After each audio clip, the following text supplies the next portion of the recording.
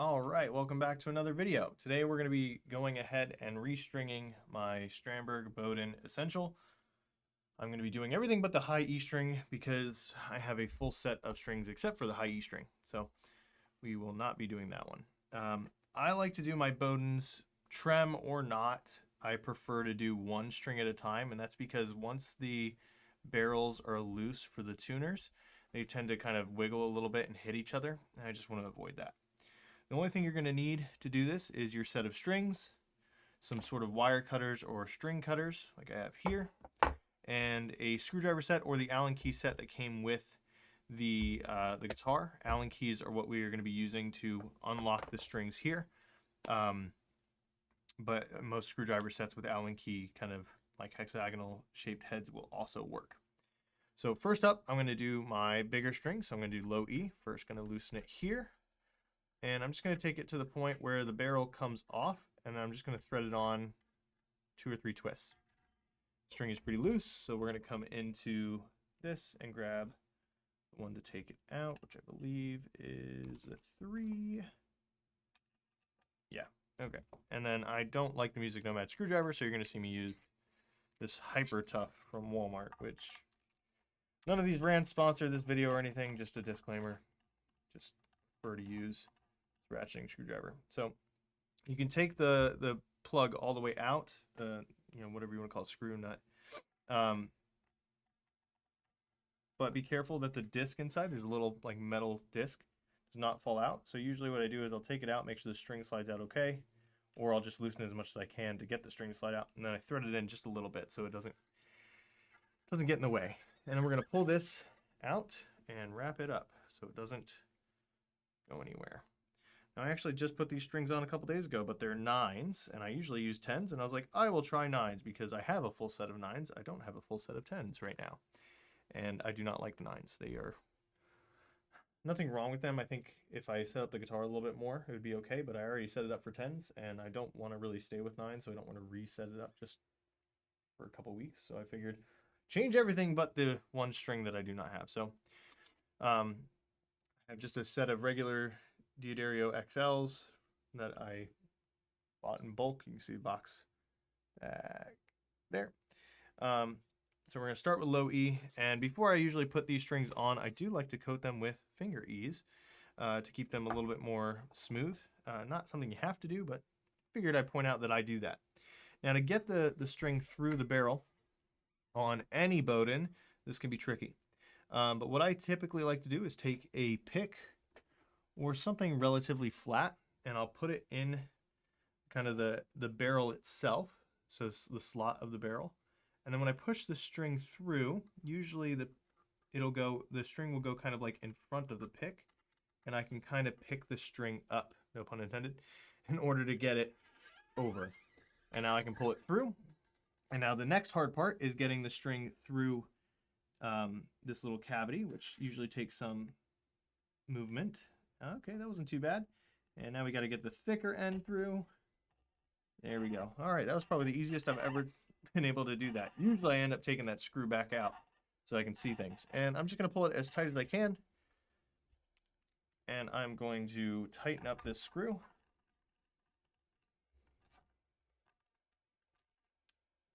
And, Strandberg pretty much says don't over tighten this, but usually once it stops moving, that's when the string will stop slipping. So that's usually where I go. Okay, I don't want to tune it up right now, but I'm going to give it tension again just so these don't get too loose and bump into each other while I am changing the strings. All right, so that process just needs to be repeated on every string. So next up, we'll do the A string. And I didn't loosen it first because I'm a glutton for punishment, I guess.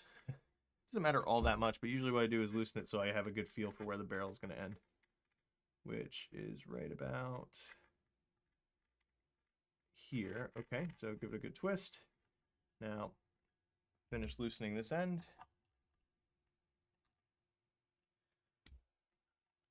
And can that come out? Yes, perfect. Okay, and then pull the string through. Again, wrap it up, get it out of the way. And there we go. All right, next we do the A string. I'm going to see if I can do all the strings without taking those lugs out. of here. I think if we don't have to take those little screws out, we'll be okay.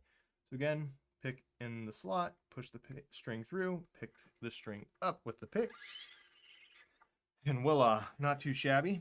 All right, we're gonna try and get the string through without any difficulty. Well, that worked pretty good. Now, one of the reasons why you might want to take these screws out is so you can see that you're not going with the string under the plate. Now, I can do this after I put the string through just to double check. And it looks like we're good. Because if it goes under the plate, essentially what will happen is the string can get kind of stuck in the screws that hold the locking assembly like into the top of the guitar. And if that happens, it could crimp the string and accidentally snap it, which is not very good. Okay, and you can probably hear that's a pretty tight fit. All right, so I got the string nice and tight. And we're going to tighten it up now.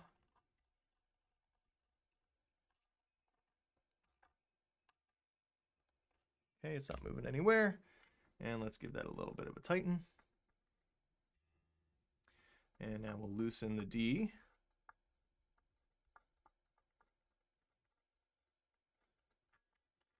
Okay, so that's coming off.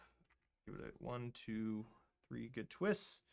And now let's take the D out.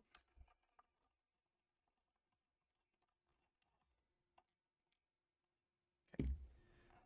Plenty, yes, very good. All right, I think that should be pretty good for that string. All right, next up, we get our standard D string, which is, yep, this one. Pick in the barrel, string through bottom, pick the string up, and pull it through. I'm going to come up to the locking mechanism and feed the string through. And it seems like it doesn't want to really go through the other side. Let's see if I can just kind of angle it a little, get it through. Nope, I don't want to go through. Let's try again. All right, that one's having a little more trouble, so I'm going to take the screw out to see what's going on. And it looks like this string is hitting. I don't know if you'll be able to see that. Let me see if I can angle it just a little bit better. Of course not. There we go. So the string is actually not going in at all. It's hitting that metal disc. So this can be quite tricky, but what I'm going to do is I'm just going to bend the tip of the string kind of like an L shape. That way, when I put it in, I can kind of hook it over. Now, this might make it difficult to get it out the other side, but we'll get there when we get there. So now I have that kind of hook shape. I'm going to go ahead and feed it back in. Yep, that worked great. Now it's in, and all I have to do is figure out how to get it through the other side now.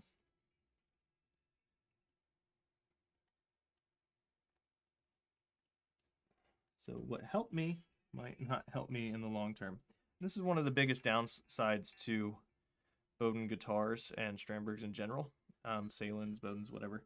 They'll have the same kind of design. I've had the Ibanez Q and or Quest or whatever you want to call it, and it does not have this problem. There we go. Because instead of screwing from the top, they screw in this locking mechanism from the back. So there are no metal discs to go over or under. Now the Ibanez is still flawed in a similar way, which is you have to get the string through to line up with both holes. However, not nearly as difficult as the Strandberg guitars. Now, I also owned an NK guitar. And for those of you who don't know, NK is essentially a ripoff, or a Chinese manufacturer who copied the Strandberg body style. They have their own body style now. But I own two. They were both the kind of like Strandberg shape. And what they do is they actually still screw it in from the top, still use metal discs. So they have a problem, but the issue is solved by, instead of having it closed on top, it's slotted just like the barrel of the bridge. So instead of trying to fish your string through, you lay the string down, you put the screw in, you're done.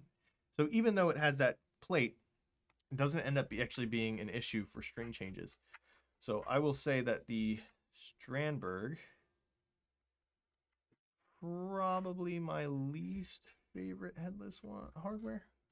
I am baffled at what is going on here. All right, let me double check something real quick. Maybe I didn't give enough tension when I tighten down the locking nut, so we'll fix that.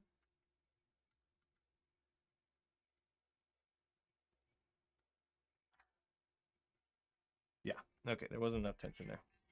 That explains it.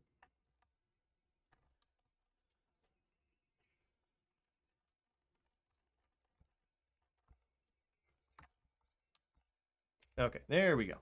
So yeah, I just want to explain that because if Ibanez came out with their guitar, I don't remember what year, but later than Strandberg, and NK is literally just ripping off Strandberg with kind of off the shelf hardware. I think Strandberg could definitely innovate a little bit when it comes to the mechanism up here. Yes, they rounded it for this one so it doesn't get like, you know, bump into your hand and have a sharp edge.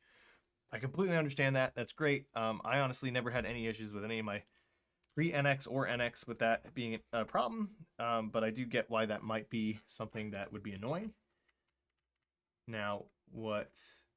Okay, so string is there. Good. So I think they're innovating, but they're also not solving all the problems, just one. And not to say that the guitar is bad. Once you put the strings on, it's really stable in tuning. The strings don't slip or anything like that. But being someone who's tried out a few different headless hardware options, it's, you know, they're supposed to be the top dog or whatever you want to call it. So I just want to see a little bit more from them in terms of the ease of use for that mechanism. Even just like moving the holes on the lock itself up would be helpful, but then you'd kind of lose that like tension, I'm guessing is what they're measuring there with how it's kind of countersunk down. I don't know if you can see that, but it's a little bit lower than the actual nut. So it could be something like that is not quite viable, but just a thought from a user, you know. All right, we're going to try and get that through. That seemed to go pretty smooth. Let's double check to make sure it's over the plate, not under the plate, because I have that problem all the time. It is over the plate. So we pull the string tight, and now we can lock that in. Almost done. 15 minutes for a string change, especially on a guitar that's a little bit more difficult than usual. Not too bad. About what it would take me to do, probably about 20 minutes, 30 minutes to do a Floyd Rose. All right, there's tension there. And we're good. Last string is B.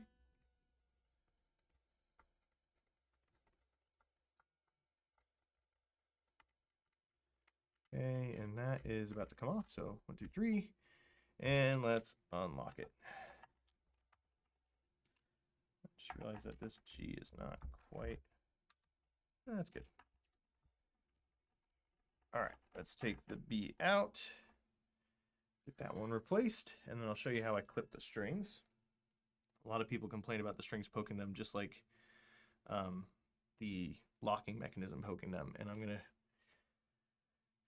Again, I never really ran into that issue, but I will show you how I cut the strings to leave as little as possible. I'm not even sure if there's an official way from Strandberg to cut the strings with the way the bridge is, or the locking mechanism is designed, but I'll show you what I do. So here, it's kind of loose. I'm going to double check that that is snug like it should be. There we go. Okay, yeah, those are a little loose.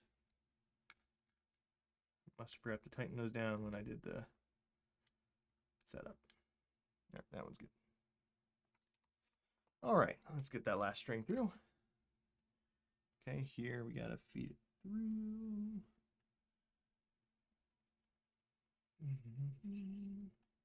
It's getting stuck somewhere, so I'm gonna take the screw out. And this one is just not getting through to the other side. So that's not a huge deal. It's over the plate. So that kind of bend trick that I showed you, just a little less drastic. I don't want to do a 90-degree angle. I just want to give it a little bit of lift so that when I get to the back, it's not hitting the wall. It's going into the next side. So it's there.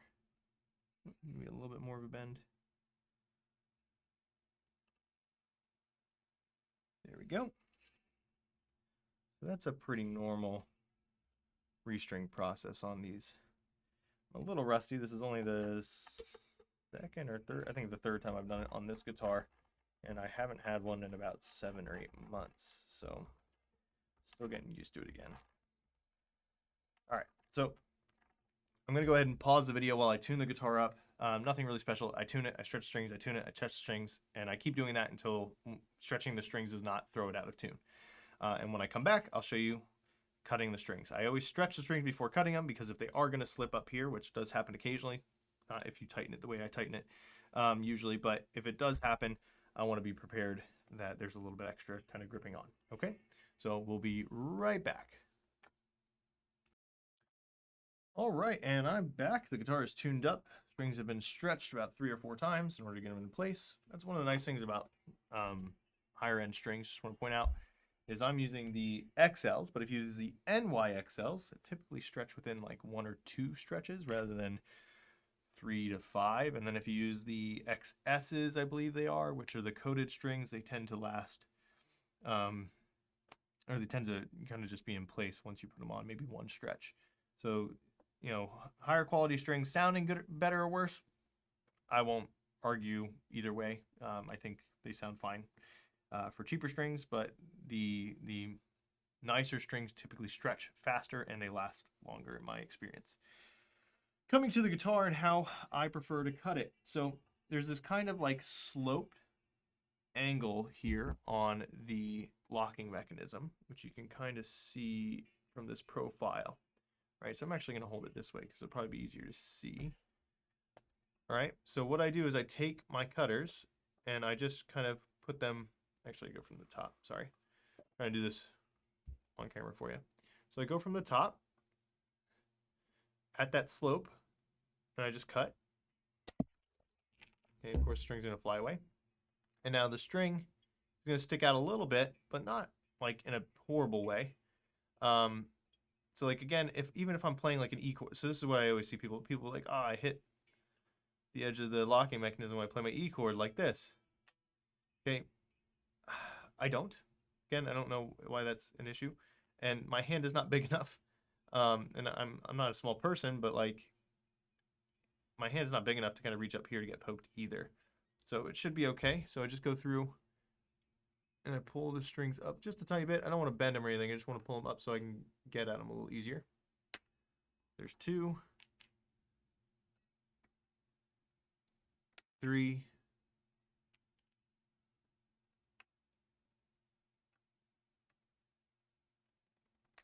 4, and then 5. Of course, I did not change high E, so we don't have to cut that one, but guitar should stay in tune, but if it doesn't, go and tune it back up again. If I stick my hand up here, I can get poked a little bit, and if I drag my hand up there, yeah, it'll hurt. It'll definitely cut me up. What I've seen some people do is actually put the string through, cut it, then pull it a little bit back, and then tighten these down. I've just never found the need to do that, but I figured I would show you guys me restringing the new Boden Essential. New, I say it's been out for about a year or more now. But it's new to me, and I thought you guys might be interested in seeing that video since I did a regular Boden before. Process is relatively the same, but if you have any questions, feel free to leave them in the comment sections below, and I look forward to seeing you guys in the next one. Bye.